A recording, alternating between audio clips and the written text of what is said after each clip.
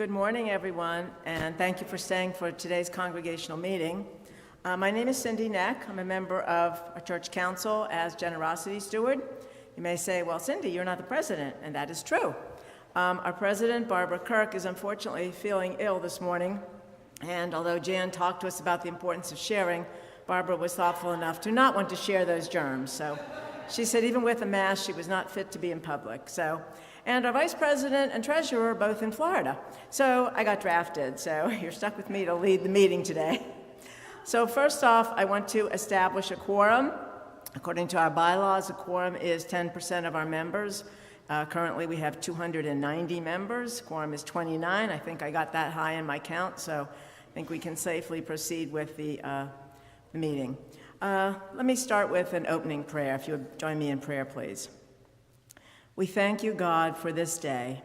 We thank you that it is the Sabbath and that we have been able to worship you as a community of faith today, and which this church has been doing for over 240 years.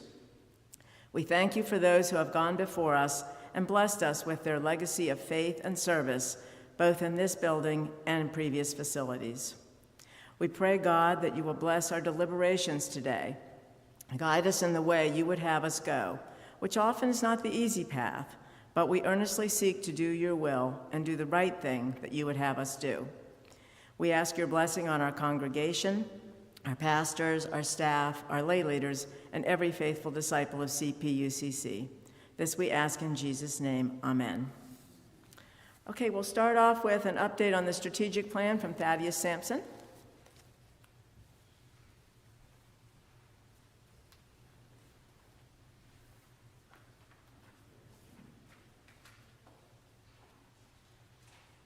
Testing.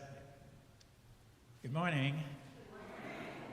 It is I, and I'm glad you asked about our strategic plan, because that is exactly what I'm going to talk about. Now, I have been admonished to keep it simple, so I'm going to follow my text here, because I tend to meander when I deviate from it. Oh, okay. If we could put it on the screen, I believe you received a copy of this when you came into the sanctuary, and also it was emailed to you. So if you would follow me, please. First of all, I'd like for all of those present who have been involved in our strategic plan to please stand, whether or not you chaired or whether or not you worked on a particular project. Please stand so that everyone can see the worker bees. Thank you very much. Thank you. The 2019 through 21 strategic plan for Colonial Park United Church of Christ was approved by the congregation on November 18, 2018. Due to COVID-19, the congregation extended the timeline through 2022 on November 21, 2021. The development of the strategic plan and the vast majority of its action plans have been successfully completed and implemented. The aim of the plan was to provide direction for UCC in achieving its mission, vision, and core values. The strategic plan has provided focus for the church, and its implementation will continue. The strategic plan is important because it reflects where we were, where we are, and where we wish to go. By examining the plans, you can determine what is being proposed, what has been implemented, and what is left to be accomplished. Based on reports from UCC deacons and stewards, the Strategic Plan Committee updated the strategic plan during 2023 as indicated below. The full strategic plan, as well as slides indicating its history and accomplishments, can be found under the Resources section of the church's new website, and you see the address there. If you prefer a printed copy of the strategic plan, please contact me at that email address. Now, we do have several copies of the plan in the narthex there on the table. Some of you did retrieve one. There are some left if you would wish a copy. All members of council have a copy in your mailbox. I'm only going to emphasize a few of the following items that you see there. Notice under Roman numeral 1, you see the broad overview of what was updated, the title page, statuses and outcomes of plans. And you can see more details there under Roman number 1. And I also would encourage you to look at the actual plans themselves so that you will see exactly what took place. The same is true with the update. Holding my book and this mic proves to be a challenge.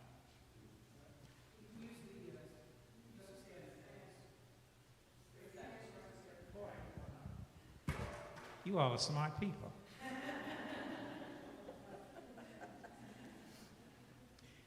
Let's look at Roman numeral 4.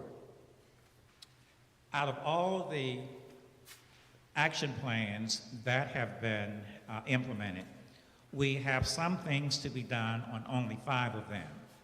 So if you look under Roman numeral 4, A, B, C, and D, I want to emphasize that for item number B, health, safety, and security, under the direction of Tom Fight, significant work has been done. In fact, it is almost completed. And so we do need worker bees in the remaining plans that we have here. So I would encourage you to either talk to Tom or to look specifically at the plan, or talk to me, or in fact, Sharon, and we can indicate to you what is left to be done. You know, maybe you want to work on the cameras, or you may wish to work on something else, so that Tom can then relieve himself of that responsibility, and then you could work on that particular item while he works on some other things. With respect to marketing and social media, the same would be true. We all are pleased to see our new sign that's in the lawn there, and also our new website. Perhaps you have skills in marketing. One of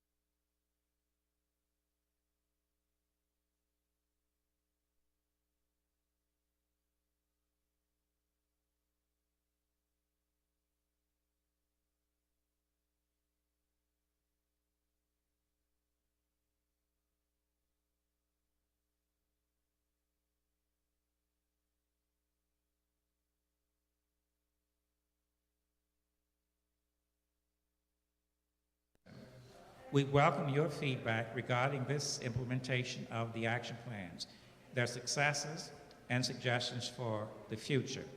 Please send your thoughts or comments to me. I emphasize that the Strategic Plan Steering Committee has had scheduled meetings since 2018. I'm sorry, I was distracted. I heard voices that I wanted to make sure they weren't in my head. So we have been meeting since 2018, and we have decided that we will not hold regularly scheduled meetings, but will meet as needed, so that if an issue should come up with you and you don't see a scheduled meeting, just let me know, and we will address that concern. Thank you very much. Any questions for me? Thank you.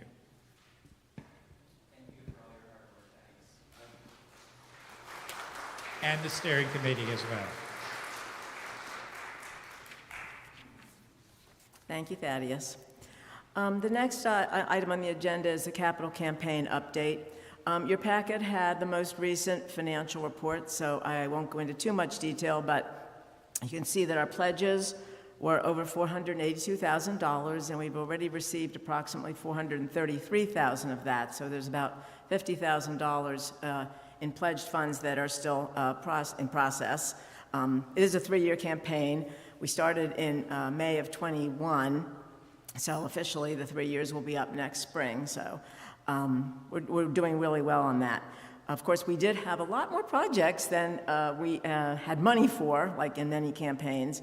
So we've already spent all but $58,000 or so of the money that has been contributed. And out of that, almost $28,000 is pledged. It's for the second payment for the sanctuary lighting, which you can see has been done, and which is awesome. So that leaves about $30,000 in available cash. So that's kind of where we're at right now. Tom Fite is going to talk about where we're at on the projects that have been completed and the projects that are still in the works. Tom?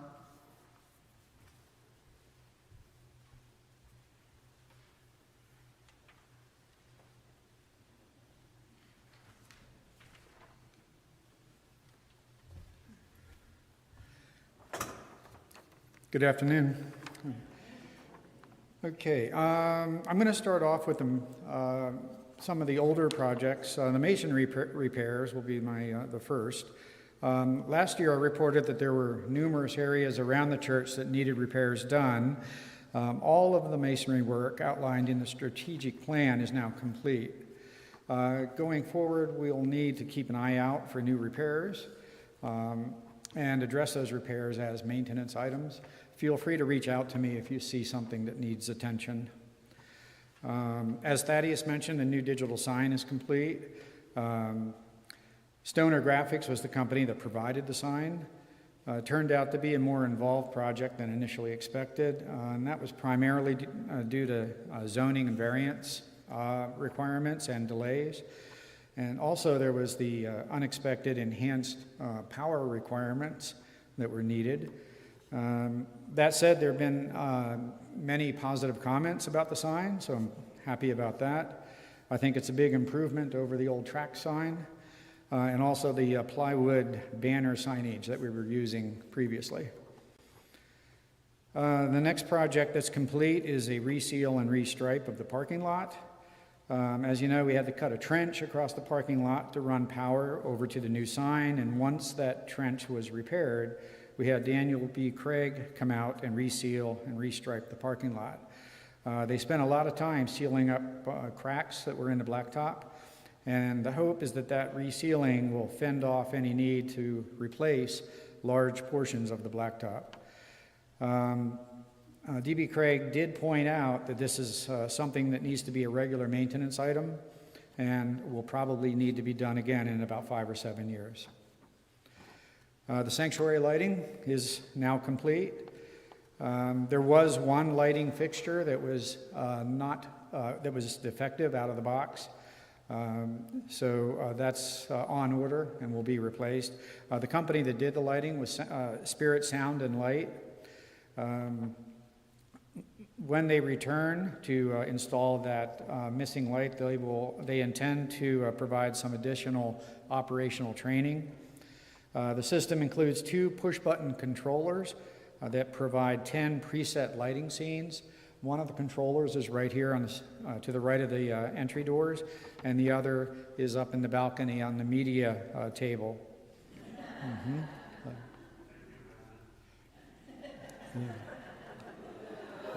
Ooh, mood lighting. Yeah. Thank you, Scott.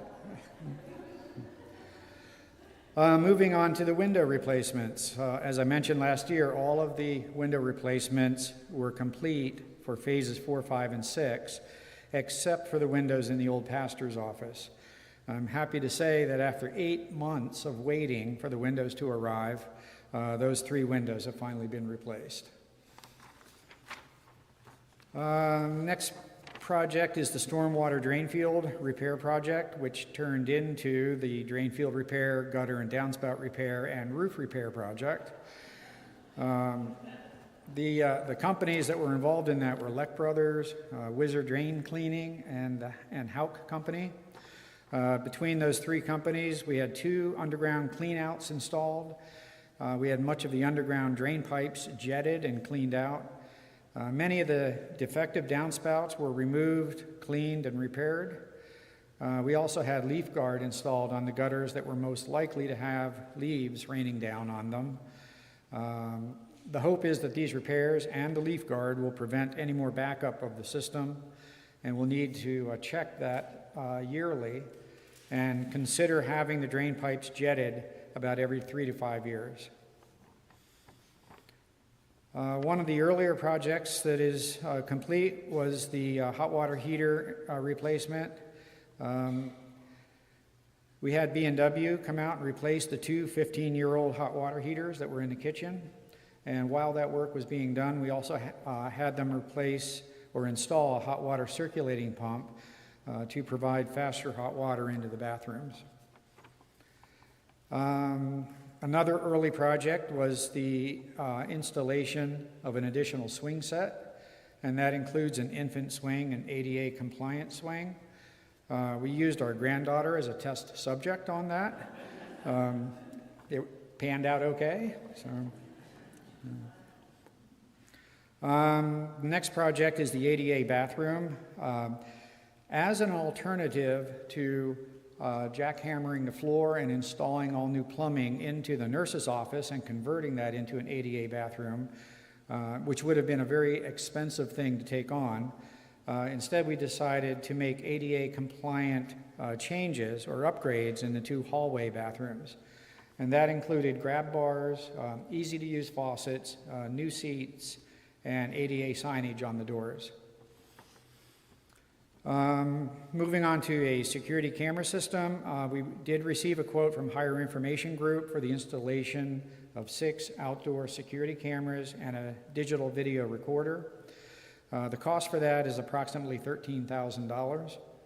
The project is on hold for the moment until the Capital Campaign Steering Committee has had a chance to complete some upcoming meetings and to discuss project priorities and available funding. So that's an overview of the projects that have been completed so far. There are numerous other projects to consider. A few of those would be split heat pump systems in the activity room, choir room, and library. Also parlor renovation. Also flooring throughout the ground floor, and also the youth room. And also a 4-foot fence around the play yard. All of those projects need to be discussed in the upcoming steering committee meetings, and we'll see what is possible next. So, any questions about any of this, feel free to reach out to me. Thank you. Oh, Rhonda. I just wondered if is it on? I just wondered if you had heard anything about a grant for churches for the security, because I did. It was in the newspaper. And so that if you apply for a grant, you can get free money for churches to have security. So I don't know too much about it. I'd have to look, but I just wanted to bring that to your attention. Okay, I am not familiar with that. I think Barb Kirk might have mentioned that, but I'll have to ask some questions about it. Okay. Yeah. And the other thing is, I just want to say, Tom, I can't thank you enough for all you've done. I don't think people know how much work you have done. You are a great Christian, and you've been such a great blessing to this church. Thank you.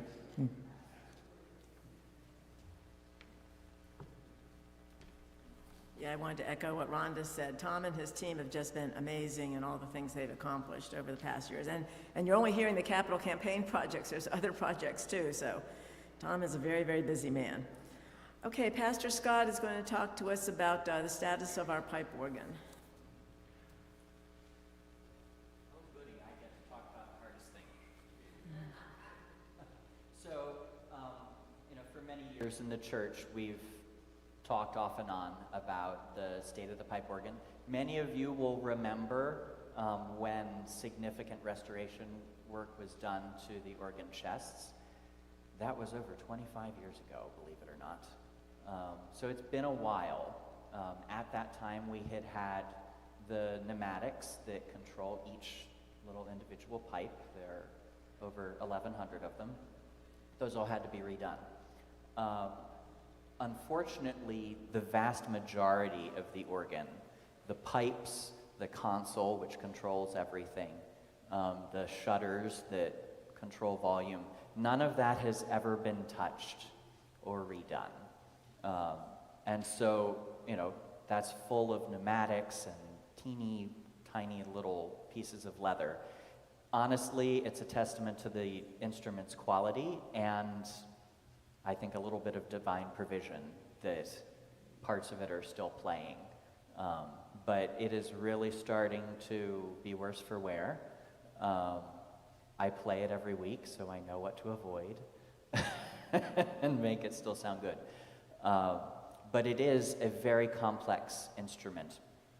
When we first started talking about having a capital campaign, the need for work on the organ came up. At that point in time, I had already done some research, but I really started digging deep.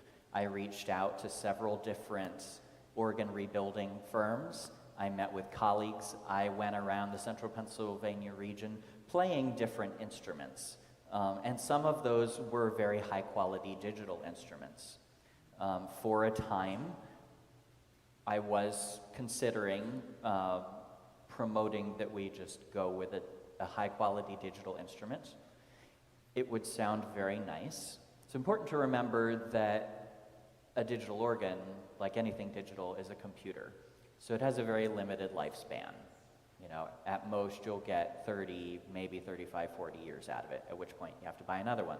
And they're not cheap. And I'm not going to go into the details of that. What I do want to say is that throughout these past 3 years, I, Pastor Cindy, many others have spent a great deal of time in prayer over this subject. As your minister of music and worship, after my journey of prayer, I cannot faithfully promote the option of discarding our pipe organ. And I have outlined some of the biggest reasons for that. You should have all received a nice little sermon that I wrote about the organ. Cindy Neck was like, keep it brief. I'm like, you're funny. So I tried. I'm sorry that I didn't. But the most important thing to consider is that a pipe organ is a living, breathing instrument, just like an acoustic piano. It's the difference between a digital piano and an acoustic. Just from the good acoustic piano that we had before to the exceptional Steinway that we now have, we've all heard the difference. And it's the same way with a pipe organ. Tonal tastes were very different in the late 1950s than they are now. Organ builders were building instruments very differently.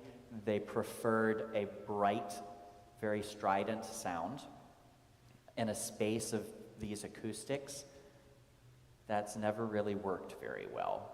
Plus, gravity works. Pipes are made out of lead and tin and zinc, which are all very soft metals. And they have started to sag with gravity over time, meaning a lot of them don't speak properly anymore. So this instrument, as it stands, while it sounds nice, does not actually sound anything like it did in 1960 when it was new, because things have aged, things have changed. And there were some things that were never quite right to begin with. And so there is pipework that has to be replaced in order to give the organ a more balanced, cohesive sound.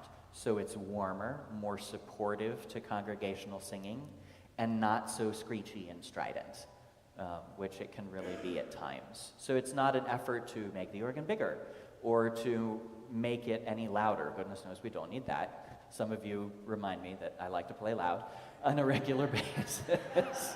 I say, if we have it, we might as well use it. But it's about creating an instrument that is more appropriate for worship and congregational singing, as well as playing a broader range of organ literature. There's a lot of pieces I just can't play because this instrument is missing some critical voices. Cutting to the chase, the organ as it stands, with the work that absolutely needs to be done, both mechanically and tonally, we're looking at a minimum of $150,000 worth of work. Now, just to satiate this question that I know is going to come up, getting a good quality digital organ is going to cost between $175,000 to $200,000. So we're actually not looking at a whole lot more there. Now, that $150,000 includes redoing the console, getting it out from behind the altar panel. It includes doing the necessary tonal work and changes, the revoicing and cleaning of the pipes. It doesn't include, however, re-leathering the chests, which we did 25 years ago, but they're already starting to get a little aged. And so about 10 years down the road, we're going to be looking at doing that again, which is going to run around $100,000. If we rebuild the entire instrument now, meaning new chests, we restore the pipe work, we replace the bad pipe work with better pipe work, to create basically a new organ, we're looking at anywhere between $300,000 and $350,000. That is a frightful number. However, in the world of pipe organs, it's actually not that much. Market Square Presbyterian restored their organ a year and a half ago. It cost them over $1 million. Now we're not Market Square, and we're not going to be, nor do we need to be. The advantages to restoring the entire instrument as a whole are pretty significant. One, you end up with a better finished product. To do things piecemeal always costs more, and will, not just because of inflation, which is inevitable, but also because you have to fix things as they are, only to then have to completely change them later. If we rebuild the organ now as a whole, and we go for that REACH goal, the good news is Gabe and Kai's generation are the ones that are going to have to worry about it.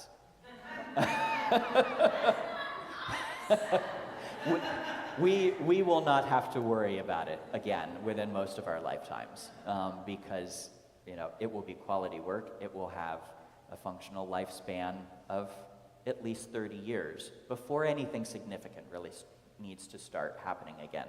So going the digital route actually doesn't end up costing you that much less in the long run, because you're going to have to replace them more often. When this church was built in 1960, the Women's Guild raised a little over $39,000 for this organ. In today's money, that's over $500,000. In today's money, to build a brand new organ of this size would be about $750,000. So that 300,000 number, much as it is still significantly lower than going with a completely new instrument. And all the pipe work that we would replace would actually be from deconditioned pipe organs from other places. Pipe organs are getting thrown away every day. They're expensive, less people play them, and so there's a glut of very fine quality pipe work that can be restored, which is a quarter of the cost of having new pipe work built. It's a big decision. And I want us to consider this. When the forefathers, and some of those folks are still sitting in this room, worked so hard to raise the money for this beautiful instrument, it was a legacy gift. It was a gift to this community. It was a gift to our broader community of being able to have an instrument that truly is orchestral, that can provide dozens of different voices and sounds, something that a piano can't do, to create a very powerful, moving piece of music in worship. An organ is a singing instrument. The same air that is moving through those pipes is moving through our lungs. We don't realize that, but that actually physiologically makes a huge difference between sound that's coming out of a speaker and sound that's actually coming out of a vibrating instrument. Totally different. And our bodies can actually feel those sympathetic vibrations, even if we can't put a name to it. You know, it's why this sounded better. Had a lot of people come up to me and saying, Scott, you know I don't have a musical bone in my body. I don't have all the fancy lingo that you have. What I can say is it sounds different, and it sounds better, because there is no substitution for quality and a fine instrument. It's that way with any instrument. You know, a violinist is going to have an entry grade violin when they're in school. If they go on to study violin and to be a professional musician, eventually they will invest in a very serious instrument that they will have for a lifetime. This is an instrument that has lasted for 2 generations in the church, and it was a legacy given to us. And I very truly do feel on a spiritual level that we have a responsibility, because we have enjoyed it, to make sure that it is perpetuated so that yet another generation or 2 can enjoy something that's truly special. Because once it's gone, it's gone. And we can't go back on that decision. And so we really do have a very big choice to make, and it's your choice. You know, I can suggest what I feel is right, but this is your church, this is your instrument. And so you have not just the final say, but really all of the say in terms of what we do to that instrument. I want you to know that I stand by you, whatever that decision is. I am always available to answer questions. I will try to keep it in layman's terms, because when I start talking about organs, people's eyes start to glass over, because I might as well be talking about organic chemistry, which I don't know. So that's kind of the long and short Reader's Digest version. I know that Cindy Neck would like to continue the conversation with some Q&A, some different options that we might explore in terms of how we would come up with funding for whatever project path that we decide.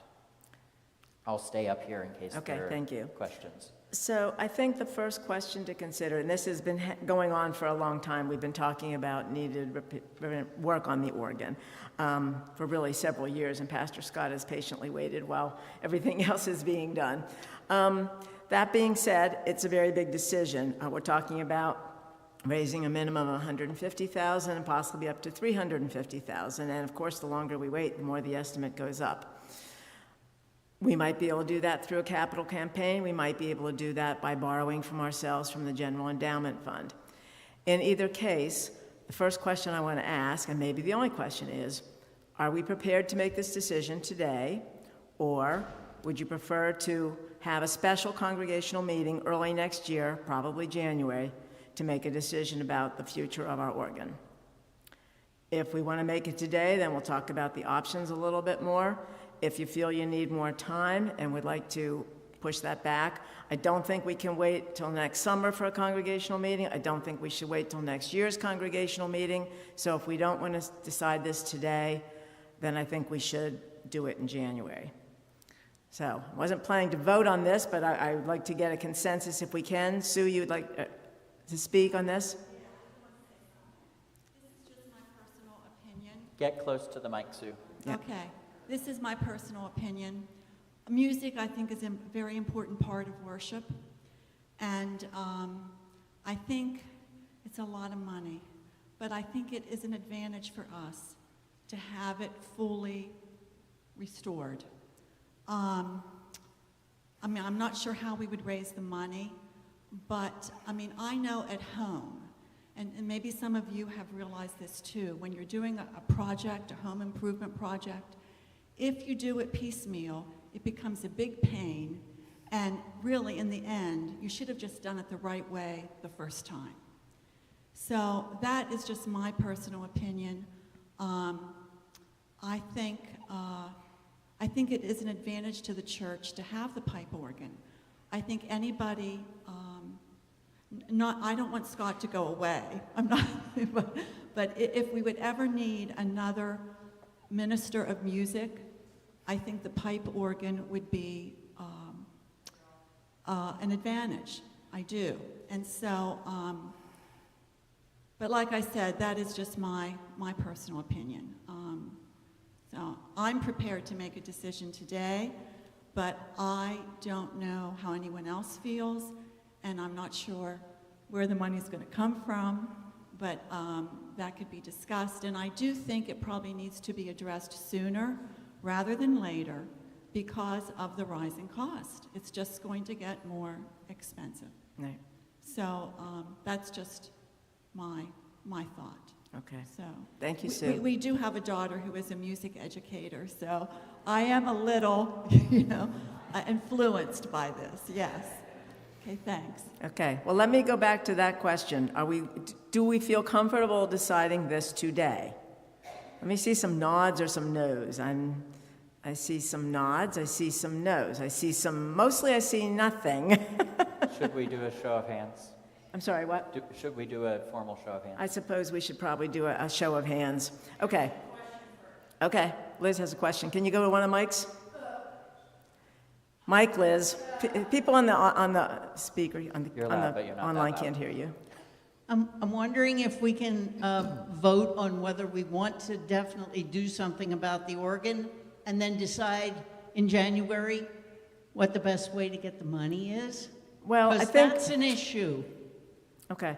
Well, but it's part of the question is, are we going to do anything on the organ? So I think that's why I'm saying, do we want to decide that today, or do we want to So hold the off on that? question would only be, do we want to do the organ or Do we not? want to do anything on the organ? But the first question to me is, are we going to decide today? That's the question I want to put to a vote right now. Okay. Are we going to make a decision today? All right. Well, and I I had a think question it's about- also, just real quick, Tom, I think it's also important to hash out not just do we want to do something, but, what do we feel is the best Right. course? Well, right. Do we If- feel we just can't do everything right now Right. financially? If we or decide do to we wanna proceed go with for the that? decision today, then we will get into that part. Yeah. Tom, do you have something that affects whether we decide I today? think we should I don't think we should make a final decision today because I have questions about what is involved Okay. in this whole thing and what is to be done.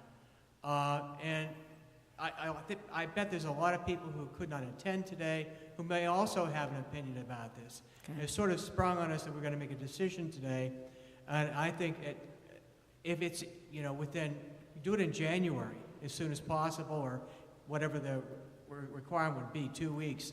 But I think that there still are some questions that have to be done, and allowing other people to have a voice in this, because I don't think anybody here, I didn't think that we were going to make a decision about this today. Okay. Okay, so let's take a vote on whether we want to make a decision today or when we have a special meeting. January, I don't think we would shoot for December. Pastor Cindy prayed if she said no, I was thinking the same thing. Okay, so please raise your hand if you would like to make the decision today. Okay, I think we're being you're outvoted there. All right, just to be official, how many of you would like to defer the decision until a special congregational meeting, probably January? Okay, that's pretty clear. Okay, so that being said, then let's hold off further discussion. I mentioned the possibilities. We talked about the $150,000 or $350,000, so those are some of the prices you can be keeping in your head. We can talk about ways to raise additional money. We can talk about the possibility of borrowing some or all of the money from ourselves at an interest rate that would be set by the bank, and I don't know what that is off the top of my head, but we would find that out before the next meeting. We would have 20 years to repay it according to the policies in the manual. So those are things to think about for that special meeting, and I'm sure there'll be more information coming out about that. Thank you, Pastor Scott. Before we move on, if just a couple of people might speak to this, as we now look ahead to this meeting in June, what do you feel... January. Please, not June. What do you feel would be the most helpful information for you as the congregation to have? Like, should we have I don't know, sort of like a ballot of sorts that has different options available? Do we want to first have discussion and then start to hash those out? The only reason I ask is because this is a very large, complicated, expensive project, and we want to have things spelled out. Otherwise, we can sit here for 2 hours and mull over details. Okay. I don't know if people are prepared to answer that question right now, but why don't you get back to me or Pastor Scott with the particular questions, and we will work on setting that meeting up and pulling all the pieces together for the right information. Okay? Thank you. All right, thank you all. Okay, moving on the agenda, Thaddeus Sampson headed up our nominating team for the 2024 slate of candidates, so he's going to talk to us about that, and that's also in your packet. Just as a point of order, you really should not vote on any motion that was not on the agenda. And I didn't raise to a point of order. I wanted to see how you were going to vote. But we really should not, according to parliamentary procedure, have voted on anything that was not publicized beforehand. Having said that, I move on to present to you the leadership recommendations for Colonial Park United Church of Christ for next year. For council, when you vote, you will only be voting for those persons who are highlighted in bold. For the 2024 delegates, you will be voting for all of those persons. And for the investment team, you will only be voting for Jim Richardson.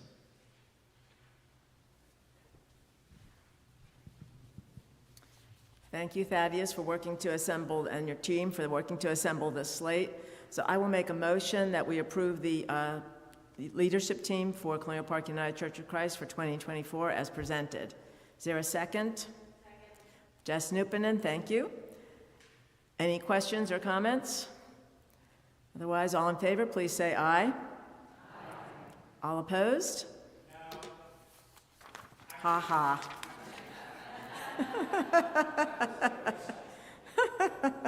Okay, the slate passes, thank you. And now to present our budget for next year is our budget steward, Sue Graft.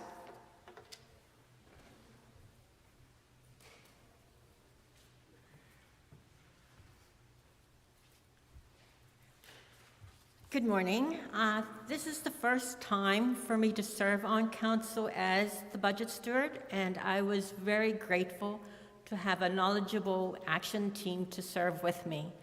Nancy Miller, because of her experience in volunteering in the church office and as serving as the investment treasurer, and Larry Porter, who served as last year's budget steward and is the current treasurer. Both were a great asset in the budget preparation process. You should have a copy of that budget in your packet, and we'll briefly go over it. The 2024 proposed budget has a total revenue of $427,400 and total expenses of $426,969. Bringing the revenue over the expenses by $431. This is approximately a 2% increase in both areas from the 2023 budget. When looking at the categories under revenue and expenses, some of those categories have no change or very little change. But I do want to highlight a couple areas for you. Under expenses, next to salaries, there's a 2% increase. In 2023, our budget's staff salaries were increased by 2%. In the proposed 2024 budget, staff salaries have been increased by 4%. This was accomplished by reducing the salary for the youth leader, since it is anticipated that the position won't be filled until later in the 2024 year, and no funding was set aside for the seminary student. On the revenue side, fundraisers was decreased by 25%, And this was done because some of those events either did not take place or they did not bring in the anticipated funding that was expected for 2023. Congregational tithes and gifts was raised by 4.9% for 2024 to $340,000. At this time, I would like to make a motion to pass the proposed 2024 budget. A second? Okay. Are there any questions? No questions. Okay. Wonderful. Thank you. Great. Thank you to Sue and her team. We have a motion and a second on the floor, and hearing no questions. All in favor, please say aye. Aye. All opposed? Okay, it passes. Thank you so much. Before I turn this over to Pastor Cindy, I just want to briefly mention Safe Sanctuary. It's not on the agenda, but we have a procedure in place that says every year we should give the congregation an update on Safe Sanctuary, which, if you don't know what that is, it's a series of activities and requirements that show that we protect children and youth and vulnerable adults against any kind of sexual harassment or abuse. Thankfully, we have not had any need to utilize that procedure since it has been updated a year or two ago. But I just wanted to let you know that that is in place, and we are monitoring that situation. So we do keep an eye on that, and we have a procedure should be needed. Pastor Cindy, turn it over to you for a state of the congregation.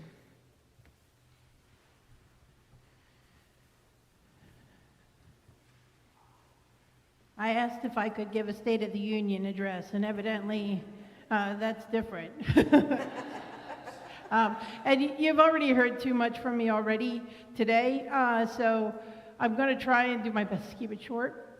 I just want to note a couple of things. First of all, I think in many respects our congregation is extremely healthy. So let me just first and foremost put that out there, that I have been involved in a number of congregations. In fact, in February, I celebrate my 25th anniversary of ordination. So I've been around a little bit. And yes. But, you know, this congregation really is healthy. I think there can be a tendency when all we see is gray hair, or we don't see the same number of people as we used to have, or congregations are shrinking. I will say all of that is true. We also have young people. We have young families. We have, and I say that because I think we come from a time where church growth, in many respects, wasn't because of something we did, right? It was supported by the culture, it was supported by bigger families, it was supported by families staying in the area, and things like that. So there's a bit of that feels off to people, because it feels like, well, what about them? They're growing. Okay, because we know that feeling too. And I want to bring us back to something that I think we actually do really well. I was sitting thinking about what am I going to say today about the health of our congregation, because I think it is a healthy one. But I can't say that, well, we're growing by leaps and bounds and we're busting out the seams. But let me also note this. I think that in churches today, one of the things that we talk about is unity in diversity. Something that the United Church of Christ has always been about, unity in diversity. Now, you can look around and say, well, Pastor Cindy, Thaddeus and Sully are our only people of color here today. And that's true. And we can do better, I think, in continuing to create racial diversity. However, I would like to note that there are a lot of things that people think that the church can do, should do, ought to do, that the church does. It's just not everybody in the church does it. Let me put it this way. Some of you are like, we need music bigger. We need more outreach, bigger. We need to have really great lunches, bigger. We need to give more to the prison ministry, bigger. So there's a lot that we do, and we are never going to have 100% of the people. We are never going to even necessarily have, the fact that we pass a budget is amazing, because we're not going to have even always the majority of people involved in particular things other than church and being the church. We are all involved in that. And so, yes, there are things that we can be more in, and obviously each of us has our particular area that we wish was the thing in church that the church did. And for some, that might be worship. For others, that's, whether we do outreach from here, like with our thrift shop and in the community. And for others, that's going places, downtown Daily Bread, prison ministry, or Tennessee. We're not going to get everybody involved in all of that. I think the fact that every week I pretty much have people tell me that they like the traditional language we have, and people that tell me they like when we don't have the traditional language that we have, and that there's times where people say, it goes too long and I'm too wordy. Okay, nobody ever says anything other than that. So, but you know what I'm saying, is that part of what I want to say is we do have a diverse congregation. We do have people that have a variety of gifts, just like those early disciples. When I was thinking about the early apostles that Jesus was working with and early disciples, there were men, there were women, there were ones that were like, we should not spend that on that, right? And there were ones that were like, why aren't we not doing this? And there were ones that were great at taking it out into the world by boat and everything else. And there were ones who did it through hospitality in their home. And so I don't hear Jesus saying, y'all really need to be a whole lot more like Peter, right? Like, think about when he ever says that. There's very few times that he's actually saying, you need to be like this person over here, unless it's giving something away. Then he's like, you need to be like that. But it very rarely is comparing ourselves to other brothers and sisters in other denominations, to other churches in our own denominations, even to one another in the pews.